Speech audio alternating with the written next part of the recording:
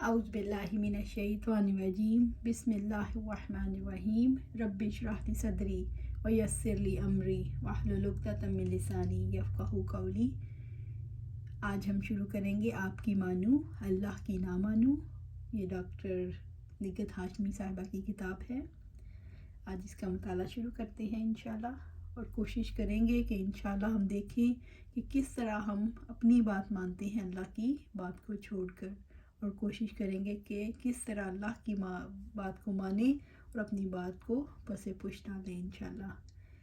روشنی اور اندھیرے کی کشمکش اس کائنات کی حقیقت ہے، ایسے ہی حق اور باطل کا ٹکراؤ بھی انسانی زندگی کی حقیقت ہے۔ یہ ٹکراؤ ہر اس جگہ ہوتا ہے جہاں سچ کی پہچان ہونے لگتی ہے، جہاں رب کی طرف، اس کے راستے کی طرف جانے کے لیے انسان فیصلہ کرتے ہیں۔ یہ فیصلہ ہونے کی دیر ہے، یوں لگتا ہے ہر طرف سے بچھاڑ ہی ہونے لگی، سب دشمن ہو جاتے ہیں۔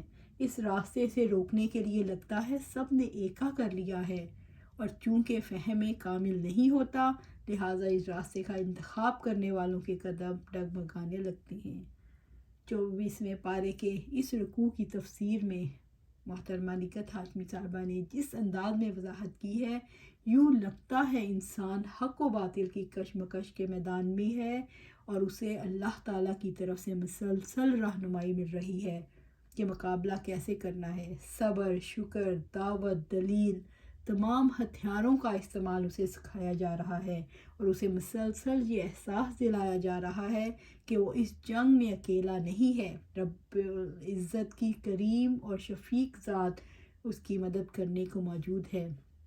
سمجھانے کا انداز بہت ہی خوبصورت اور دل کو چھو لینے والا ہے۔ آیات میں رب کو بھی کمال اور عام فہم انداز میں بھی واضح کیا گیا ہے۔ سب سے بڑی بات یہ کہ نہ صرف رہنما اصول سکھائے گئے ہیں بلکہ عملی رہنمائی بھی کی گئی ہے۔ باطل سے یہ کہنے کا حوصلہ دیا گیا کہ آپ کی مانو اللہ کی نہ مانو۔ محترمہ نگہت ہاشمی کا قرآن مجید پڑھانے کا انداز محض یک طرفہ نہیں بلکہ طالبات کو بھی اظہار خیال کا بھرپور موقع فراہم کیا جاتا ہے، تاکہ قرآن ان کی زندگی کی کتاب بن جائے اور وہ اس کی روشنی میں زندگی کی راہوں پر قدم اٹھانے والے بن جائیں۔ مجھے امید ہے کہ یہ کتابچہ دین کی طرف آنے والے ہر فرد کی گھبراہٹوں کو اطمینان میں اور اس کے قدموں کی لرزاہٹ کو استحکام اور ثابت قدمی میں تبدیل کرے گا۔ ہر وہ فرد جو دین کی طرف راغب ہو رہا ہے، اس تک اس کتاب کو ضرور پہنچائیے تاکہ قدم ڈگمگانے سے پہلے سنبھل جائیں۔ قارئین سے گزارش ہے کہ اپنی رائے اور مفید مشوروں سے ضرور آگاہ کریں۔ دعویٰ سیکشن النور انٹرنیشنل۔ اب ہم شروع کرتے ہیں۔ اعوذ باللہ من الشیطان الرجیم بسم اللہ الرحمن الرحیم۔ اے نبی صلی اللہ علیہ وآلہ وسلم، ان سے کہو، پھر کیا اے جاہلو، تم اللہ تعالیٰ کے سوا کسی اور کی بندگی کرنے کے لیے مجھ سے کہتے ہو؟ یہ بات تمہیں ان سے صاف کہہ دینی چاہیے، کیونکہ تمہاری طرف اور تم سے پہلے گزرے ہوئے تمام انبیاء علیہ السلام کی طرف سے یہ وحی بھیجی جا چکی ہے۔ اگر تم نے شرک کیا تو تمہارا عمل ضائع ہو جائے گا اور تم خسارے میں رہو گے۔ لہٰذا نبی صلی اللہ علیہ وآلہ وسلم، تم بس اللہ تعالیٰ ہی کی بندگی کرو اور شکر گزار بندوں میں سے ہو جاؤ۔ ان لوگوں نے اللہ تعالیٰ کی قدر ہی نہ کی جیسا کہ اس کی قدر کرنے کا حق ہے۔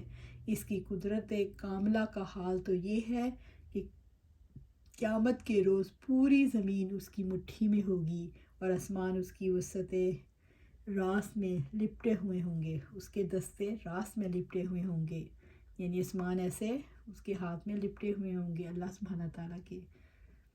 پاک اور بالا تر ہے اور اس شرک سے جو یہ لوگ کرتے ہیں، اور اس روز سور پھونکا جائے گا اور سب مر کر گر جائیں گے جو آسمانوں اور زمین میں ہیں، سوائے ان کے جنہیں اللہ تعالیٰ زندہ رکھنا چاہے۔ پھر ایک دوسرا سور پھونکا جائے گا اور یکا یک سب کے سب اٹھ کر دیکھنے لگیں گے۔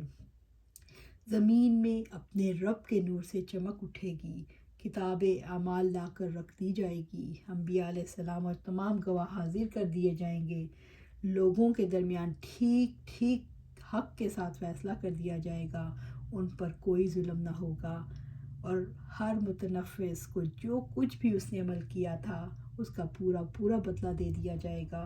لوگ جو کچھ بھی کرتے ہیں اللہ تعالیٰ اس کو خوب جانتا ہے۔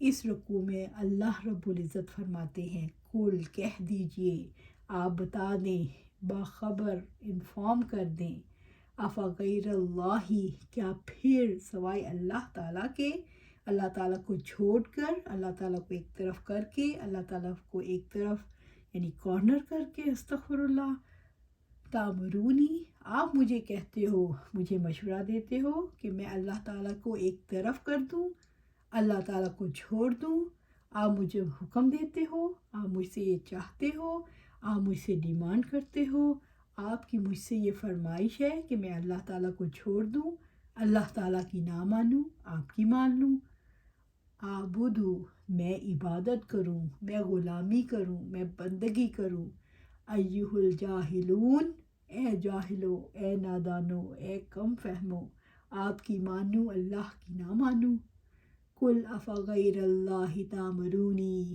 اعبد ایہا الجاہلون، اے نبی صلی اللہ علیہ وسلم ان سے کہو، پھر کیا جاہلو تم اللہ کے سوا کسی اور کی بندگی کرنے کے لیے مجھ سے کہتے ہو؟ یہ اور کون ہے؟ یہ کون ہو سکتا ہے؟ کوئی بھی، کوئی بت، کوئی شخصیت، کوئی بڑا، کوئی پیارا، کوئی عزیز۔ اور قریب سے دیکھیں، جیسے انسان کسی چیز کو کیمرے یا کمپیوٹر پر کام کرتے ہوئے زوم کر کے دیکھتا ہے تو باریکیاں نظر آتی ہیں، اندر تک واضح طور پر سمجھ آ جاتی ہے۔ اس چیز کو بھی آپ زوم کر کے دیکھیں تو آپ کو اوروں کے چہرے نظر آنا شروع ہو جائیں گے۔ جب غور کریں تو دل جھکتا ہے، لیکن چھپانا چاہتے ہیں، اپنے آپ کو بچانا چاہتے ہیں، اور جانتے ہیں کہ یہ عمل، یہ پروسیس کیا ہے، دھوکہ، خود فریبی، اپنے ذہن کے اندر یہ عمل نہیں کرنا چاہتے۔ ان جاہلوں، کم فہموں کی لسٹ میں کون کون آتا ہے؟ دنیا میں کون کون ہمیں مشورہ دیتے ہیں؟ کس کس مقام پر مشورہ دیتا ہے؟ کون مشورہ دیتا ہے؟ آپ کو کسی نے اللہ تعالیٰ کے کسی حکم کو، اللہ تعالیٰ کے کسی کام کو چھوڑنے، ترک کرنے، ملتوی کرنے کا مشورہ دیا؟ کبھی ایسا ہوا؟ کیا ہماری سوسائٹی میں ایسے افراد موجود ہیں؟ وہ کون افراد ہیں جو یہ کام کرتے ہیں؟ 3 سوالات پر ہم غور و فکر کریں گے، کیونکہ بات زندگی کی ہے، بات سنجیدہ نوعیت کی ہے، اور اگر ہم نے اس پر غور و فکر نہ کیا تو ہم دھوکے میں رہ جائیں گے۔ اور جانتے ہیں دھوکہ کون دیتا ہے؟ فریب کون دیتا ہے؟ کس نے وعدہ کیا تھا رب سے کہ میں انہی وعدوں کے سبز باغ دکھاؤں گا، انہیں دنیا کی زندگی کے فریب میں الجھاؤں گا، انہیں پتہ نہیں لگے گا، انہیں سمجھ نہیں آئے گی، تو اللہ تعالیٰ نے کیا فرمایا؟